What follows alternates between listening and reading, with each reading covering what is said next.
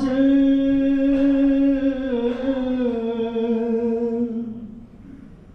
پھر سلامی کو دو عالم کی وفائے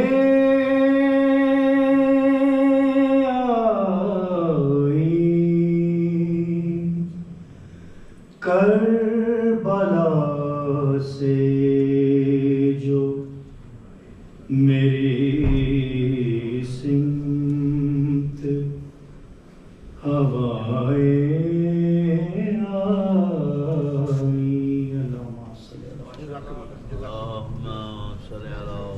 درود بھیجو محمد والے بیت محمد پہ. ہمارے ہر دل عزیز سید نسیم شاہ صاحب، ان کی والدہ محترمہ کا آج پاکستان میں انتقال ہو گیا ہے، اور جن کا اسم گرامی تھا سیدہ رضیہ بی بی بنت سید نذیر علی شاہ رضوی صاحب، ان کے لیے نواز باشد کا بھی درخواست ہے. اب درود بھیجیں محمد والے اور ایک فاتحہ ان کے لیے، اور جنہوں نے آج کی نیاز کا اہتمام کیا ہے لیڈیز کمیٹی نے، سب کے مرحومین کے لیے اور اپنے مرحوم کے لیے الفاتحہ. بسم اللہ الحمدللہ رب العالمین الرحمن الرحیم مالک یوم الدین ایاک نعبد و ایاک نستعین اهدنا الصراط المستقیم صراط الذین انعمت علیہم غیر المغضوب علیہم ولا الضالین. بسم اللہ الرحمن الرحیم قل هو اللہ احد اللہ الصمد لم یلد ولم یولد. بسم اللہ الرحمن الرحیم قل هو اللہ احد اللہ الصمد لم یلد ولم یولد. بسم اللہ الرحمن الرحیم قل هو اللہ احد اللہ الصمد لم یلد. اللہم صلی علی محمد و آل محمد. تسکین دل و جان کا وظیفہ تو کریں گے، تسکین دل و جان کا وظیفہ تو کریں گے، ہم دشمن حیدر پہ تبرہ بھی کریں گے. جلتا ہے منافق جلے اپنی بلا سے، برملا بیاں ہم عقیدہ تو کریں گے. جل کر ابو طالب کی سنا خانی سے کچھ لوگ دیواروں پہ کافر ہمیں لکھا تو کریں گے. درود بر محمد والے بیت محمد. اب میں درخواست کرتا ہوں ہمارے مولانا جناب سید عمران تقوی صاحب کی بلا سے وہ تشریف لائیں. اب درود بھیجیں محمد والے بیت محمد.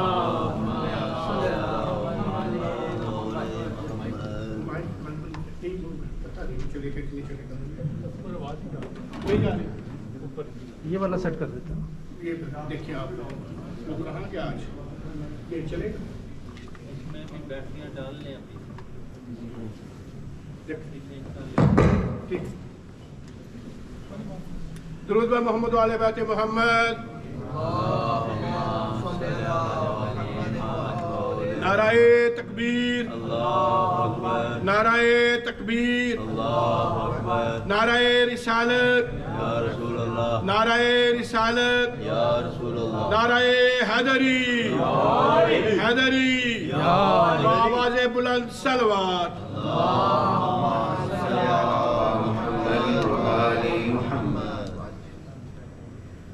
پارے دیگر نعرے صلوات.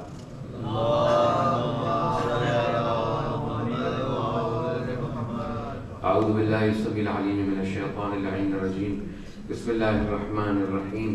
الحمد للہ الذی لم يتخذ ولدا ولم يكن له شریک فی الملک ولم يكن له ولی من الذل وکبرہ تکبیرا. اللہم صلی علی محمد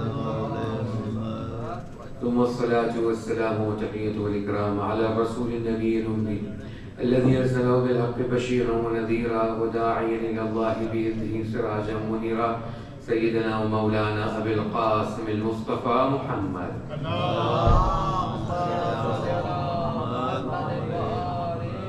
وعلى آله الطيبين الطاهرين الغر الميامين المعصومين الذين أذهب الله عنهم الرجس وطهرهم تطهيرا.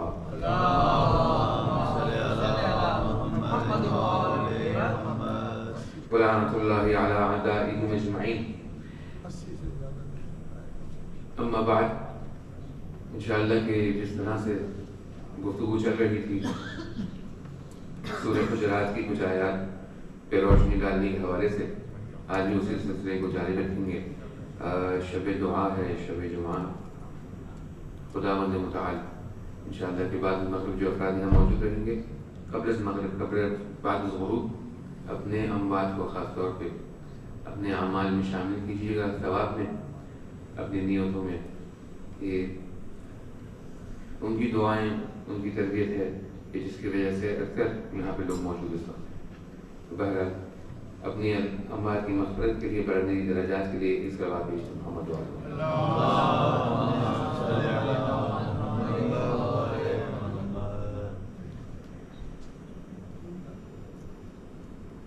کل جہاں تک بات پہنچی تھی وہ یہ تھی کہ انجا کو فاسقوں، اگر کوئی فاسق خبر لے کر کے آئے تو فتبینوا، تو تحقیق کر لیں، تجسس کر لیں، چھان بین کر لیں. خدا نہ خواستہ ایسا نہ ہو کہ کسی قوم کو خسارہ ہو جائے، نقصان ہو جائے. اس کی دلیل یہ ہو کہ آپ نے تحقیق نہیں کی ہو، یہ تبیین صحیح سے نہیں کی.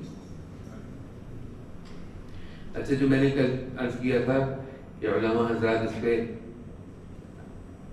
50 آورز، 40+ آورز، 70 آورز تک اسی ایک آیت کو عنوان بنا کر کے درس دیا کرتے ہیں بحث خارج میں.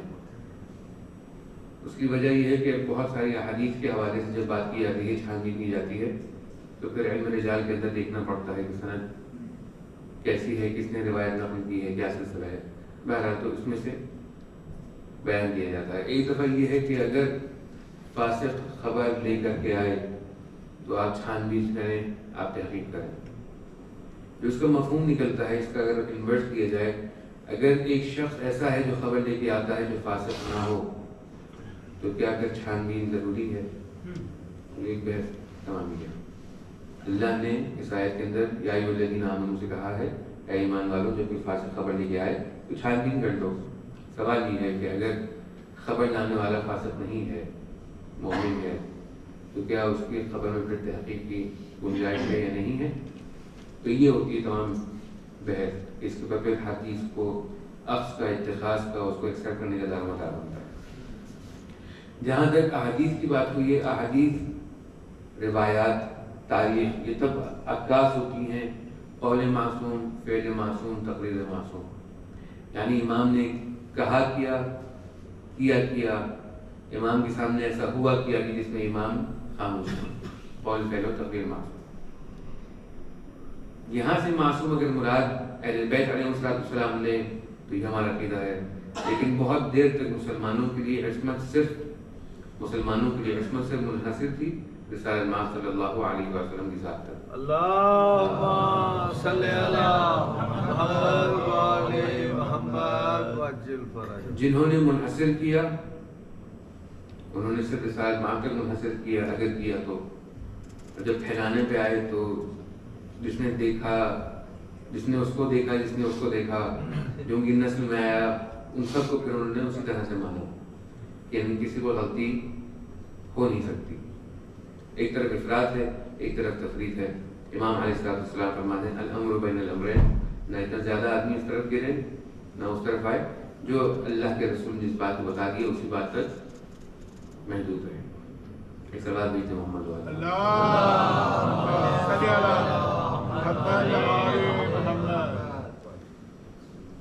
واقعی کربلا کے بعد کہ جب وہ مظالم ڈھا دیے گئے اہل بیت کے خانوادے پر، اہل بیت پر جو ظلم ڈھایا گیا، اس کے بعد واقعہ ہروا بھی ہوا کہ جس میں امام سجاد علیہ السلام مدینہ میں ہیں. اور بھی ایسے واقعات ہوئے کہ جہاں پہ مسلمانوں کو سخت اذیت ہوئی اور بالخصوص اہل بیت علیہ السلام کو مستہدف قرار دیا گیا. اور یہاں پہ جو چیز کھو رہی تھی، جس چیز سے ہم ہاتھ ہمارا دور ہو رہا تھا، دسترسی ختم ہو رہی تھی، وہ ہے معارف و تعلیمات رسالت مآب صلی اللہ علیہ وسلم. مسلمانوں کے لیے ایک عجیب پریشانی کا ماحول تھا. ہر آدمی مدعی تھا، کوئی رشتہ داری کے دعوے کر رہا ہے، کوئی شاگردی کے دعوے کر رہا ہے، کوئی ایسا ہے جو اگر آپ سے جا کے اس کو اسٹڈی کریں، عجیب ایک ماحول بنا تھا کہ جو اللہ کا رسول اسلام کو اس لیے لے کے آیا تھا کہ طبیان ہو، سیکھیں، چیزیں واضح ہو. اسی کے دن میں اتنی پریشانیاں ہو گئی تھی کہ آدمی کو سمجھ میں نہیں آ رہا تھا کہ کس سے پوچھیں، کس سے جا کے سوال پوچھیں. ہر آدمی اپنے طریقے سے فتویٰ دے رہا تھا. ایسی افراد موجود ہیں جب مولا کائنات کے پیچھے نماز پڑھتے ہیں تو یہ کہتے ہیں کہ آج ہم نے نماز ویسے پڑھی جیسے رسول اللہ کے پیچھے نماز پڑھی. یہ بھی روایات کے اندر موجود ہے، یہ بھی احادیث کے اندر موجود ہے. اب یہاں پہ اوتھینٹسٹی کس کو حاصل ہو، کس کو یہ کہا جائے کہ ہاں اب یہ جو خبر لے کے آ رہا ہے ایسے معاملات میں، اب یہ جو خبر لے کے آ رہا ہے شخص، اس کی بات میں وزن ہے، اوتھینٹک ہے اس کی بات. تو اس ایرا میں کبھی آپ نے سنا ہوگا علماء سے کہ جب تذکرہ کرتے ہیں کربلا کے مصائب کا، مصیبت کربلا کا یہ بات کرتے ہیں تو اس میں یہ بات ضرور کہا کرتے ہیں کہ اتنے اصحاب امام حسین کے ساتھ تھے، اتنے اصحاب نے امام حسین علیہ السلام کا ساتھ دیا. وہاں پر کوئی صحابی ہو تو دکھائیں جس کو واقعی صحابی کہا جائے. اس کی وجہ کیا تھی؟ اس کی وجہ یہ تھی کہ اوتھینٹسٹی اصحاب کی تعداد سے آتی تھی. جس شخص نے رسالت مآب کے ساتھ وقت گزارا، جو ان کے خاص ساتھیوں میں سے تھا، جو ان کے مخلصین میں سے تھا، جس نے جو ان کے ساتھ ہم نوالا ہوا، ہم پیالہ ہوا، ہم رکاب ہوا، جس نے پریشانیاں جھیلی، جس نے فاقے کاٹے، جنہوں نے ساتھ نہیں چھوڑا. بہت تھے، بہت اپرچونسٹ تھے. جب تک کوئی اپرچونٹی نہیں تھی، جب تک مکہ تھا، جب تک کوئی وعدہ نہیں تھا، کوئی وعید نہیں تھا، 3 لوگ نماز پڑھا کرتے تھے جس طرح سے سعید نے کل بیان کیا. اور جہاں پہ اب حکومت ایک عنصر آیا، اب یہ کہ ہاں کوئی رسالت تو ہے ہی، حکومت مل سکتی ہے، وہاں پہ تعداد بڑھنا شروع ہو گئی. یہ اپرچونسٹ تھا. تو یہاں پہ یہ دیکھا جاتا تھا کہ کس نے وقت زیادہ گزارا ہے رسالت مآب کے ساتھ اور کس کو شرف صحبت زیادہ حاصل ہوا ہے. صحبت سے بیٹھنا نہیں ہے. ہمارے درسوں میں بھی ایسا ہوتا تھا کہ ہم نے دیکھا ہے، ہم خود بھی کرتے تھے کیونکہ وہ ٹائم ایسا ہوتا تھا کہ استاد درس دے رہے ہیں اور آپ دیکھ رہے آگے سو گئے. 20 سال بیٹھ کے سوتے رہنا صحبت نہیں ہوتا، فزیکل صحبت ہوتا ہے وہ. ٹھیک ہے سوال ہے جو ہم نے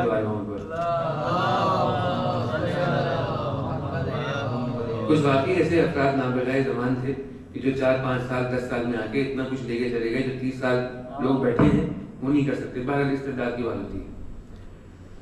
لیکن اوتھینٹسٹی اس طرح کرتے تھے. وزن کس کی بات میں ہوتا تھا؟ اس شخص کی بات میں ہوتا تھا جس نے وقت گزارا ہو رسالت مآب کے ساتھ، اس طرح سے کہ اس کی شہرت ہو کہ ارے اگر یہ آ رہے ہیں تو رسول ساتھ ساتھ ہوں گے، ابھی رسول بھی آنے والے ہوں گے، یا اگر رسالت مآب آ رہے ہیں تو تھوڑی دیر میں جابر بن عبداللہ الانصاری بھی آ جائیں گے. تو اس طرح سے ہوتا تھا کہ اس طرح رسالت مآب کے لوگ ساتھ رہا کرتے تھے. اب وہ زمانہ بعد از کربلا، پری کربلا ایک ٹائم تھا، پوسٹ کربلا ایک ٹائم ہے. بعد از کربلا اس کی پریشانی ہے.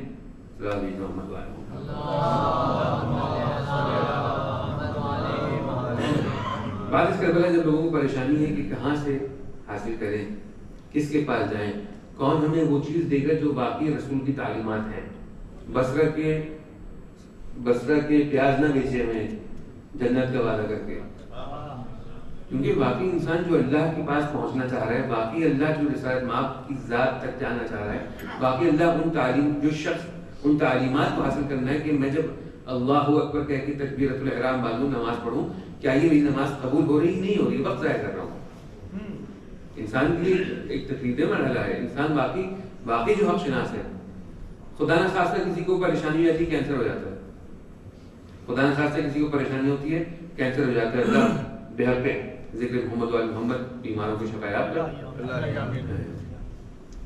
کتنی تکلیف دہ بات ہے کہ اس کو کوئی جا کے جڑی بوٹی پکڑا دے اور کہیں کہ اس کو یہ بس اس کو آپ جو ہے ابال کے پی لیں، کینسر یہ جا ہو جائے. ایک آدمی اب آپ سمجھیں اس کا کینسر بڑھ رہا ہے، اب وہ جڑی بوٹیاں کھا رہا ہے، آپ کو یقین نہیں ہے، آپ نے کہا سنا ہے میں نے. اس کے ساتھ ظلم نہیں ہے کہ جو اپنا علاج یہ سمجھ کر کے کر رہا ہے کہ ابھی جو میں کر رہا ہوں اس سے میرا علاج ہو رہا ہے.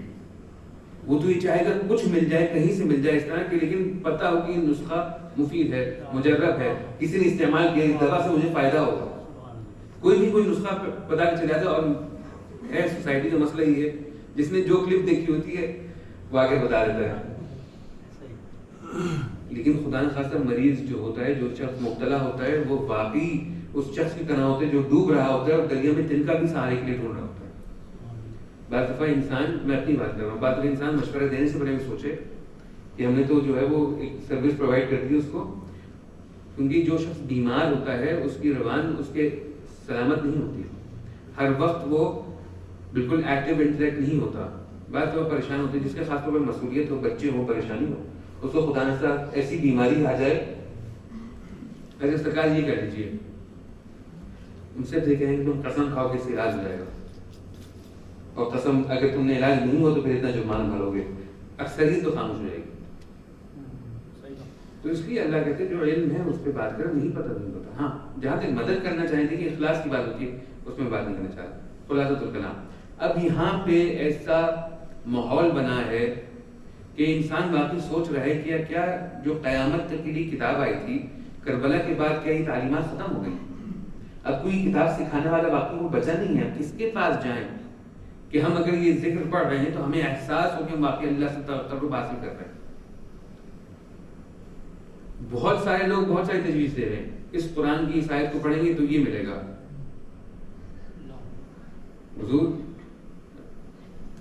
ٹھیک ہے اللہ نے یہ امر دیا ہے کہ غیب پہ ایمان رکھوں، اور جو واقعی جنت ملنے والی ہے وہ ایک مقام تک غائب ہے، اور جو ثواب ملنے والا ہے وہ ہمیں نظر نہیں آنے والا، نہیں نظر آتا،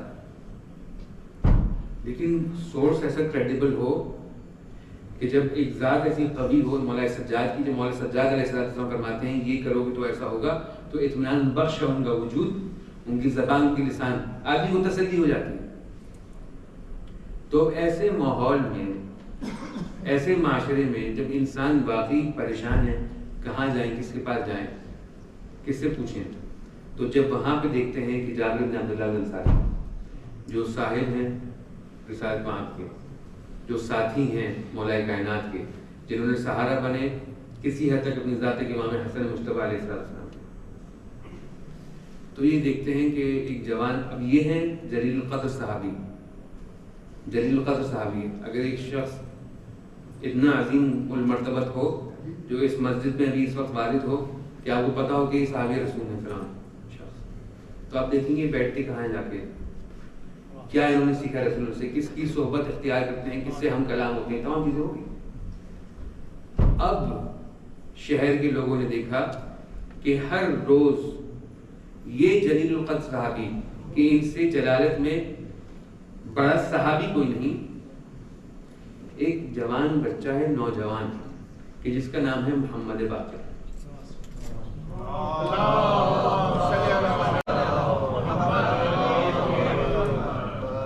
یہ جلیل القدر صحابی ایک نوجوان کے پاس ہر روز آ کر کے زانو ادب طے کرتا ہے، اور ان سے پوچھنے کہ آپ مباحثہ کر رہے ہیں، مباحثہ ہوتا ہے برابر برابر میں کہ کچھ ہم نے سیکھا، کچھ آپ نے تیاری کیا ہو گیا، یہ مجھے سکھاتے ہیں، میں ان سے تعلیم کرتا ہوں۔ کہ حضور پوچھنے والا پوچھے گا کہ یہ آپ کو کیا سکھائیں گے؟ اب میں بہت ظاہری آپٹکس جس کو کہتے ہیں، بہت ظاہری بات کر رہا ہوں کہ دیکھنے والا کیا دیکھ رہا ہے، دیکھنے والے کو یہی نظر آ رہا ہے کہ جو جلیل القدر صحابی ہے وہ کس کے پاس آ کے بیٹھتا ہے، امام محمد باقر علیہ السلام کے پاس، آئیڈینٹیفائی کرنے کے لیے، وہ اس کی نیت شاید یہ نہ ہو، لیکن یہ ہو گیا طریقہ، یہ بن گیا وتیرہ۔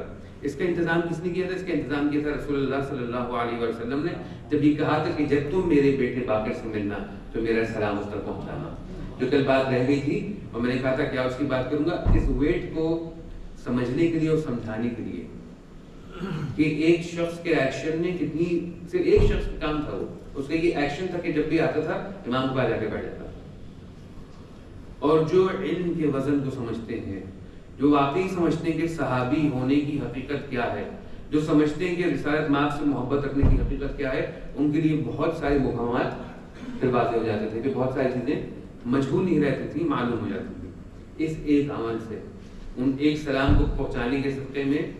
مطلب وہ رسول کا سلام سے امام باقر علیہ السلام تک نہیں پہنچا، وہ سلامتی تمام ان افراد کے لیے تھی جو اس وقت مشوش تھے اور پریشان حال تھے، یہ سلام وہاں سے آیا، یہ انتظام انہوں نے کیا۔ ایک سلام بھیجتے ہیں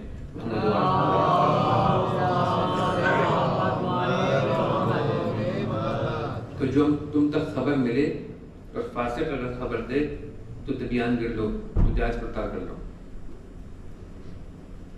پھر وہ بات ہو چکی تھی کہ اس کے اندر یا ایھا الذین آمنوا کیوں کہا، اسرار معاف سے بات کیوں ہوئی. وَاعْلَمُوا، اب اللہ جو ہے اگلی آیت میں یہ کہہ رہا ہے وَاعْلَمُوا أَنَّ فِيكُمْ رَسُولَ اللَّهِ لَوْ يُطِيعُكُمْ فِي كَثِيرٍ مِنَ الْأَمْرِ لَعَنِتُّمْ. وَاعْلَمُوا، اور جان لو کہ تمہارے بیچ میں رسول اللہ ہے. تم لوگ جان لو یا ایھا الذین آمنوا، اے صاحبان ایمان، جب کوئی فاسق خبر لے کے آئے تو تحقیق کر لینا اور جان لو کہ تمہارے بیچ میں رسول اللہ ہے. اگر یہ تمہاری بات ماننا شروع کر دے تو تمہارے لیے نقصان دے. یہ جو رسالت مآب یہ مکہ کی آیت ہے، یہ مدینے کی آیت ہے، یہ مدنی آیت ہے. یہ تمام چاہنے والے مسلمان بقول افراد کے صحابہ کرام بیٹھے ہیں سارے. اللہ کہہ رہے جان لو یہ جو بیٹھا ہوا رسول اللہ ہے، جان لو یہ جو بیٹھا ہے یہ رسول اللہ ہے. یہ پہچانتے نہیں کہ یہ رسول اللہ ہے. ان کو پتہ نہیں کہ جو سامنے بیٹھے محمد مصطفیٰ صلی اللہ علیہ وسلم یہ رسول اللہ ہے، یہ اللہ کے نبی کو پتہ نہیں، علم نہیں ہے، بھول گئے لوگ. اللہ کیا کہنا چاہ رہا ہے؟ اللہ یہ کہنا چاہ رہا ہے کہ تم نے ان کی پوزیشن اور ان کا اسٹیشن اور ان کا جو آفیشیل ہے نا جو جاب رسپانس ڈسکرپشن وہ تو تم نے ایکسیپٹ کر لی، لیکن تم ابھی بھی پہچانے نہیں ہو کہ رسالت مآب ہوتے کیا ہیں، رسول اللہ ہوتا کیا ہے. یہ تمہاری سمجھ میں نہیں آیا کیونکہ تم ابھی بھی مشورے دے رہے ہو ان کو، تم ابھی بھی مشورے دے رہے ہو ان کو. اس لیے اللہ کے رسول اللہ نے کہا لو یطیعکم فی کثیر من الامر لعنتم، اگر یہ تمہاری بات ماننے لگے اکثر معاملات میں تو تمہارا نقصان ہوگا. اس کی وجہ یہ ہے اگر میں کسی کا گلا خراب ہو، کسی کا گلا خراب ہو، مجھے پتہ ہے احتیاط میں ان کو ٹھنڈا پانی دوں، ٹھنڈا یا پانی، تو کہیں گے کہ میں اگر یہ پیوں گا تو مجھے نقصان زیادہ ہوگا، وہ پانی رکھ دیں گے سائڈ پہ. یا کوئی بھی ایسی چیز ان کو دوں، کوئی ڈائبیٹک ہو، مجھے علم نہیں ہو، اس کو اگر میں کچھ میٹھا دے دوں تو اس سے پرہیز کریں گے. وہ کیوں؟ کیونکہ انسان کو کسی حد تک آپ کو مجھے اپنے اچھے برے کی خبر ہے، اطلاع ہے، اپنے اچھے برے کا مجھے پتا ہے. لیکن جو اچھا برا رسالت مآب سکھانے آئے ہیں اس کا نہ آپ کو پتا ہے نہ مجھے پتا ہے. اس لیے اس کی ضرورت ہے، اس لیے وہ رسول اللہ ہے. یہ یاد دلانا چاہ رہے ہیں. کیا بات ہے؟ یہ اللہ کا رسول، یہ لوگوں کو اللہ بتانا چاہ رہے ہیں کہ دیکھو اس کو بھولنا نہیں. تمہارے ذہن میں بھی نہ آئے. ہوتا ہے کہا ہوگا بھیا قسم کے لوگ ہوتے ہیں رسول اللہ دیکھیں آئی نو یو نو بیٹر، لیکن اس طرح کر لیتے ہیں. کہا یہ ہے روایت میں موجود ہے کہ آپ کو تو پتا ہوگا بہتر، آپ نہیں رہتے، لیکن اس طرح کر لے تو بہتر نہ ہوتا. یہ گمان بھی دل میں لے کر کے آؤ گے تو ایمان اس طرح سے نہیں ہے کہ جس طرح سے ہونا چاہیے. ایمان میں نقص ہے، کمزوری ہے، مشکل ہے. گمان میں بھی یہ بات نہ آئے کہ شاید ان کو پتہ نہیں، مشورہ دینا شروع کر دیں. کس کو مشورہ دے رہے ہیں آپ؟ رسول اللہ کو. اللہ نے اللہ کے رسول سے کہا ہے کہ بعض دفعہ شاگردوں فی الحال کبھی بیٹھ کے ان سے ڈسکس کر لیا تھا، لیکن لا تقدموا بین، آگے مت بڑھو کہ ان کو پتہ نہیں تو ہم ان کو بتائیں. یہ وہ مقام نہیں ہے. سوال بھیجو محمد.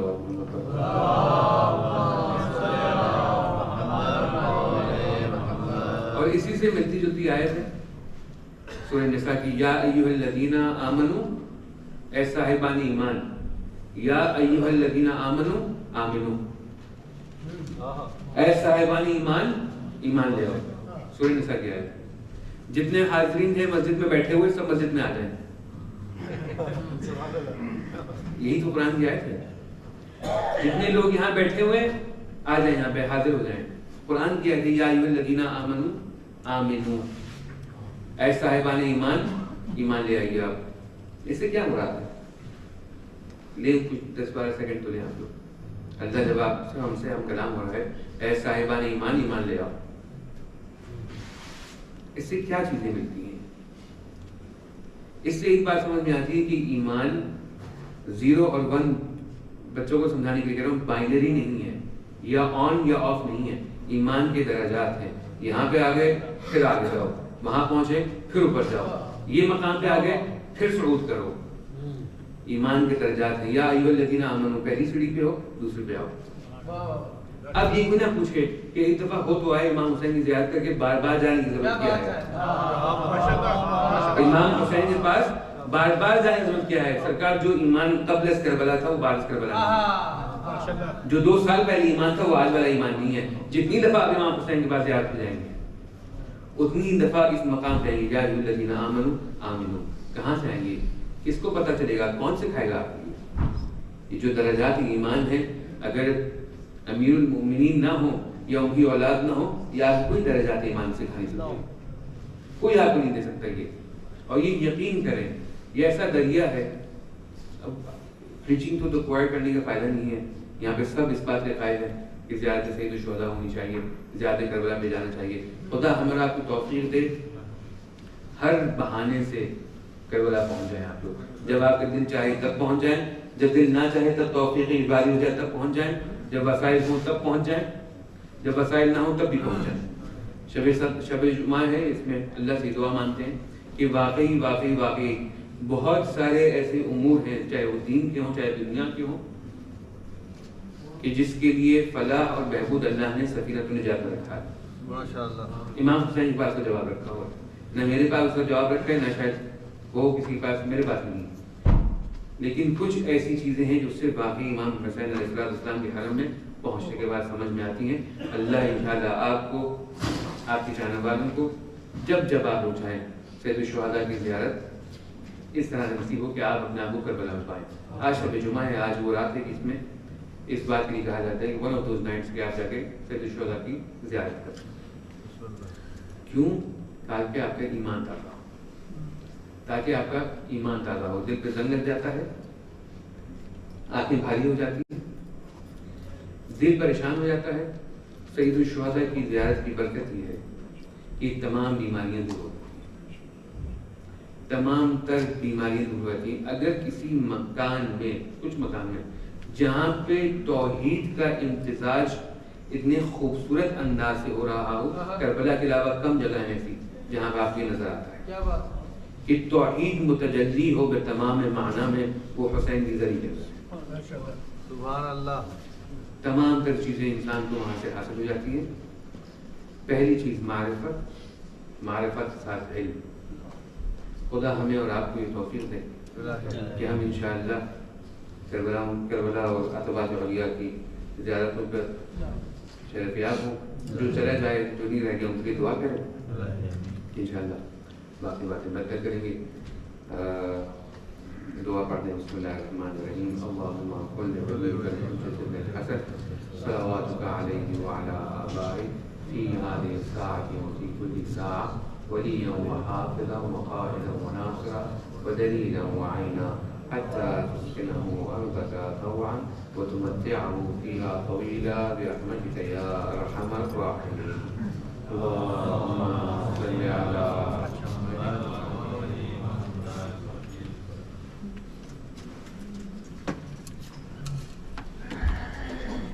محمد و آل محمد صلوات.